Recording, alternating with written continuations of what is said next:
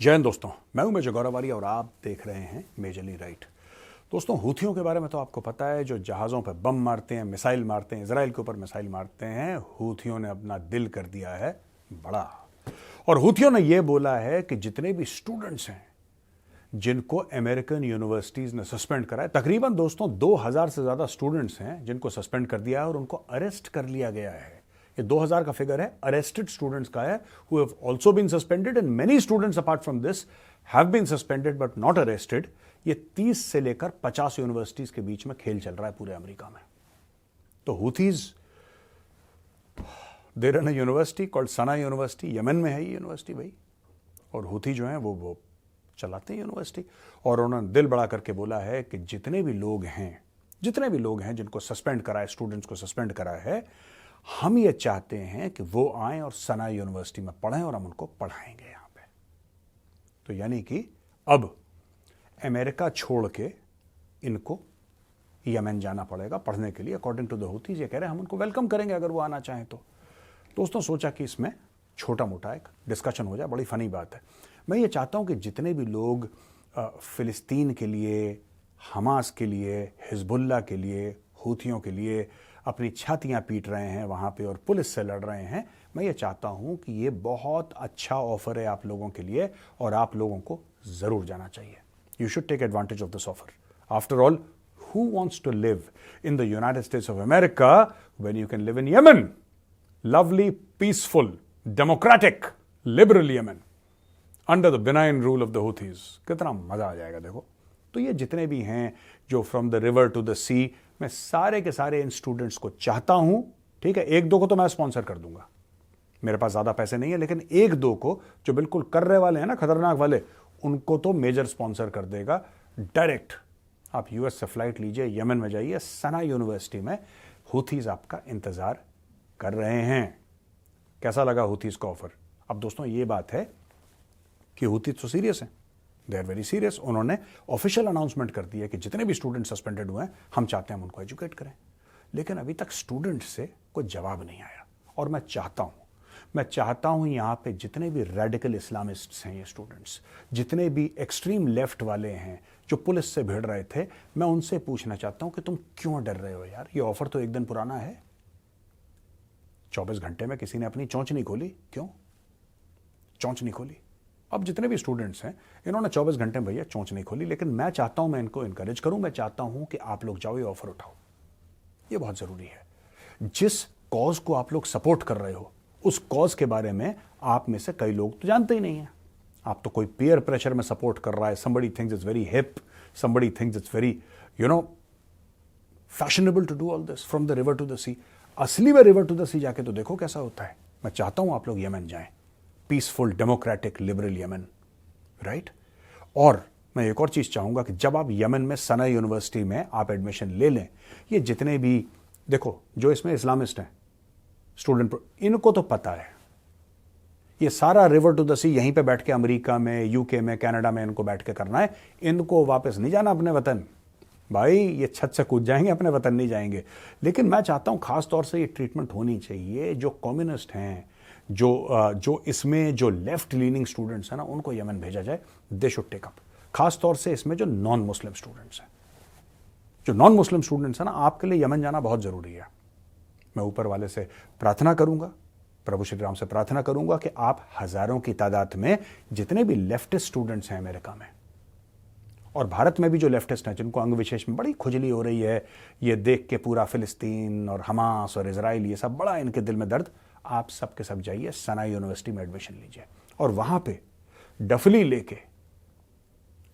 लेके एक बार प्रोटेस्ट जरूर करना। सारा रारा वाला जो करते हो ना तुम लोग, सारा रारा, वो एक बार यमन में करना यार, तब मजा आएगा। लिबरल है ना, लिबरल यमन, डेमोक्रेटिक यमन, एक बार वहां पे करना। अच्छा दोस्तों, एक और खबर है, ये खबर है यूके की और इसका डायरेक्ट रिलेशन है रशिया और यूक्रेन की लड़ाई का। आपको पता है कि यूके ने बड़े सारे हथियार दिए हैं यूक्रेन को। अब यूके कह रहा है कि हम जिसको कहते हैं कि जब तक जरूरत होगी तब तक हम यूक्रेन को 3 अरब पाउंड हर साल देते रहेंगे। 3 अरब पाउंड। ये देखिए साहब, यूके के फॉरेन सेक्रेटरी लॉर्ड कैमरॉन ने यह बोला है कि जिस तरीके से यूक्रेन को हमारे हथियार इस्तेमाल करने हैं वो कर सकता है, उसकी मर्जी है।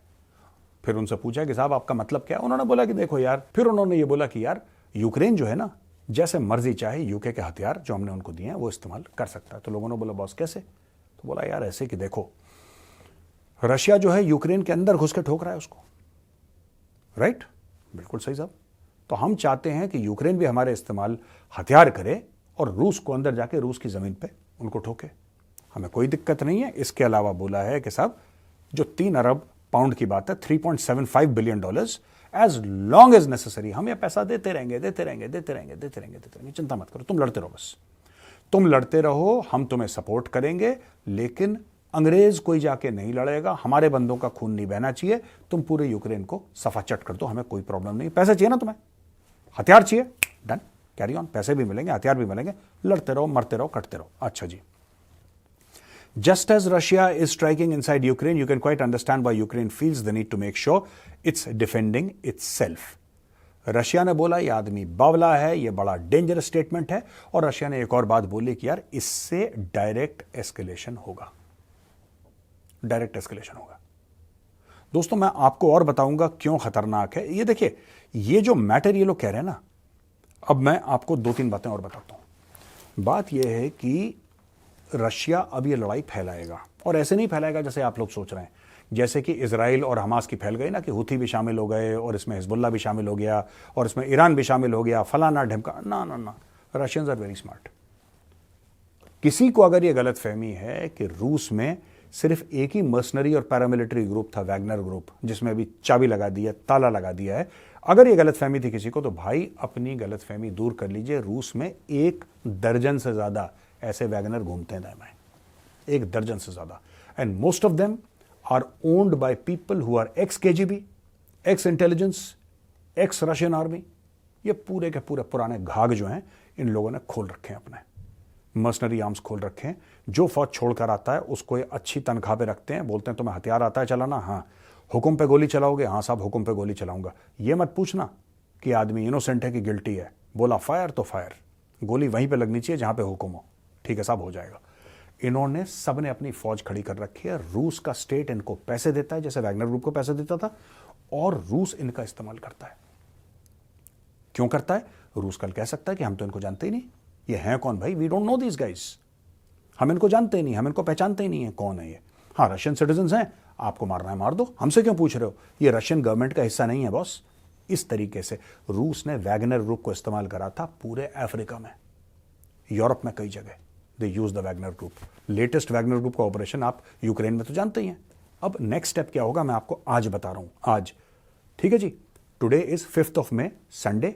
आज की तारीख में जो मेजर का एक बहुत बड़ा, जो मैं अभी आपको वो कहते हैं ना कि मैं प्रोफेसी होती है, फ्यूचर बता रहा हूं मैं आपको। रशिया अपने ग्रुप्स का इनडायरेक्ट इस्तेमाल करके, और इस प्रकार के ग्रुप्स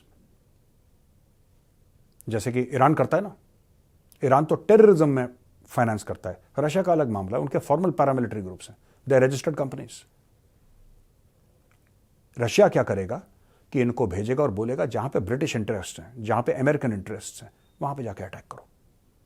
और अमेरिकन को अटैक नहीं करना, ब्रिटिश को अटैक नहीं करना, लेकिन अगर ब्रिटिश कहीं, लेट अस से यमन की बात कर लीजिए, अगर यमन में है ब्रिटिश और यमन में कुछ ब्रिटिशर्स कुछ कर रहे हैं, तो जो यमनी उनके साथ हैं उनको ठोक दो, ठीक है। अगर कहीं पूरे मिडल ईस्ट में कहीं पे कोई और काम कर रहा है अमेरिकन, कोई ऑयल एक्सप्लोरेशन कर रहा है, तो उनमें लोकल इंजीनियर्स भी होंगे, उनको ठोक दो। एक दहशत का माहौल, और 1-2 अमेरिकन को भी ठोक दो, 1-2 ब्रिटिश को भी ठोक दो। ये रशिया करेगा। Russia will expand this war but in the grey zone areas. दोस्तों आप देखना, और ये कभी मत भूलना कि जो अमेरिका में प्रोटेस्ट हो रही हैं आज की तारीख में, जो स्टूडेंट्स प्रोटेस्ट कर रहे हैं, हमने बताया था ना सना यूनिवर्सिटी में बोला है कि हुती कह रहे हैं एडमिशन ले लो, जो ये स्टूडेंट प्रोटेस्ट कर रहे हैं बॉस, दोस्तों कभी ये भूल मत करना समझने की कि ये जो प्रोटेस्ट है ना ये ऑर्गेनिक है। 99% of the protests are paid for, they are sponsored.